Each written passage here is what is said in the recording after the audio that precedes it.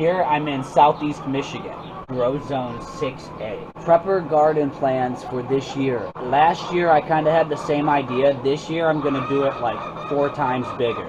So the idea is to grow tons of potatoes and tons of winter squash, butternut varieties in particular. I've learned that the rabbits can eat squash. They can eat the skin. It's high in fiber and very good for them. So I want to have a ton of that for them. Also sunflowers for the animals. So I'm trying to focus also on putting up all the food that they would need to eat through the winter. I probably won't get nowhere near all of what they'll all need, but I'm going to try for a lot of it. So sunflowers and the seeds, amaranths even, and all of the green things that I can collect and store up for them as well. That way, that's a big plan of mine. So with the winter squash and the potatoes, those are storage crops that will sit in basement-like conditions, in the dark, in the cool, root cellar-like conditions. Traditionally, garlic and onions are also types of storage crops that you could focus on, and I am going to focus on. And canning things, obviously, traditionally, I haven't canned yet. I'm going to hopefully get into that this year, see how it goes with time and how and if I get to it all. I ate most of everything last year, so I didn't really have anything left to can. I just got done eating all my winter squash that I grew last year, which made me think I need a ton more. My neighbor had a ton in his yard that I helped him plant. There's areas out there, rotational grazing areas, that I set up for the rabbits that I'm going to convert into squash gardens this year and put squash everywhere I can, so I have tons of that. And I got to pick up more potato seeds. So this is a food security, redundancy, prepper plan for gardening, where I'm thinking about what I'm going to eat through the winter, this coming winter of 2023 into 2024. Staple things, the potatoes, the winter squash, eggs and meat. So with animals too, like the chickens and the ducks particularly, you don't have to do the scalding step and pulling all the feathers and all that if you're going to eat the same day. You can skip that step entirely, save yourself fuel, save yourself time, resources, and in about 5 minutes you can do the butchering, cut off the limbs, put all that in scrap bucket. That's what I've been doing, feeding that to the dogs. Nothing goes to waste. Pull the skin with the feathers all attached to the dogs, then the carcass with the meat on it still on the bone, it gets put right up on the table.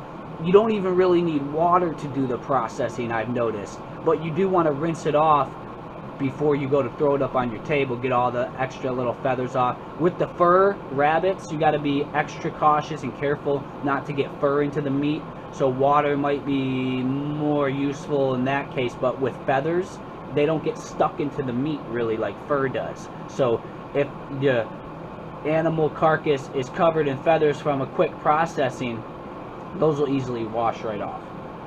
And the only reason you really need to do the scalding and get the pot hot and do all that extra step is if you're going to want to leave the skin on and put them in a freezer bag and put them up, stored away, if you're not going to eat the same day. So winter squash, potatoes, garlic, and even onions I'm going to put a major focus on for storage crops for this year, as well as then focusing all on tomatoes and my asparagus and green beans and whatever else grows in between all the things that I'm going to have out there. Really keep in mind to focus on putting away butternut variety squash and potatoes of all kinds. I got to get more seeds. The organic potatoes from any store, really, they will sprout the eyes and grow, and then I will chit those and get those into the ground when they've sprouted their little eyes come spring. Stock up on a bunch of those. Or you could buy them from a seller online. I am going to go into the store to Kroger and get the red, the russets, and the golds like I did last year, and it works really good that way. My neighbor back there, Tim, we're really cool. I'm actually really cool with all my neighbors. I've got most of their phone numbers. I'm in communications with them anytime I need to talk to them about anything. We watch out for each other.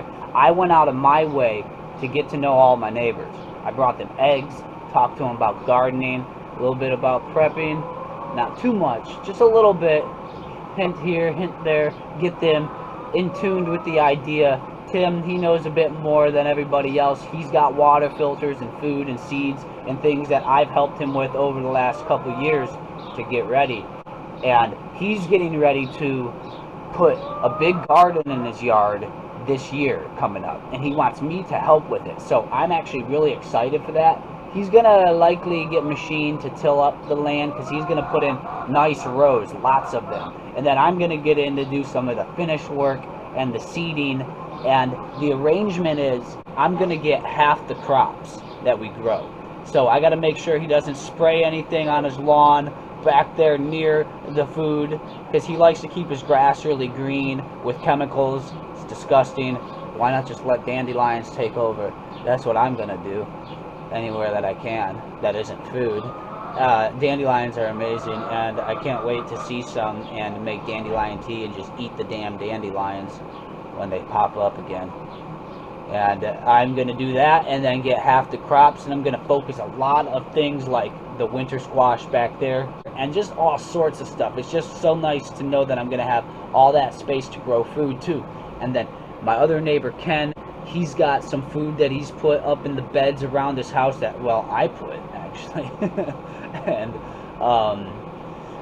what else? Tom over there, he's got strawberries taking over all up in his yard from my strawberry patch, which creeped under the fence and all in through his yard, which is funny, and he loves it and I love it. So he's got tons of that. My strawberry bed, I picked a lot of it and the chickens picked through a lot of it, but it's still likely going to bounce back and grow tons, and I'm going to have squash everywhere and all the fruit and so many things. It's going to be amazing. The main takeaway here is to focus on the storage crops that you're going to put away through the winter and eat through the winter for that food security. And even water glassing eggs. So if your chickens are going to stop laying for the winter because they'll molt and then they'll go dormant-ish because their photo period timing is less because they have less light during the winter, so they stop laying. And then you can water glass eggs. You'll have those. If you're doing meat and you're skipping the scalding process because you're eating the same day, you're saving a lot of time there. You're eating as fresh as can be, and you really get a feel for how many animals you need to keep in your systems to keep yourself sustainable. It's a finger on the pulse type of thing. I'm going to be starting peppers from seed. Peppers need a heat map or a warm environment to sprout as seeds. So keep that in mind too for pepper plants. Bell peppers, hot pepper varieties, they like heat, they like hot, warm climates. Pepper plant can actually grow as a perennial if it's in a tropical Mediterranean climate where it doesn't get cold. It can get big and big and big and bigger and bigger, and years can go by. It can just keep on growing. So I'm going to do those 8 weeks-ish, 6 to 8 weeks before your last frost. So in about a month, I'm going to start seeds, and I'll start with peppers.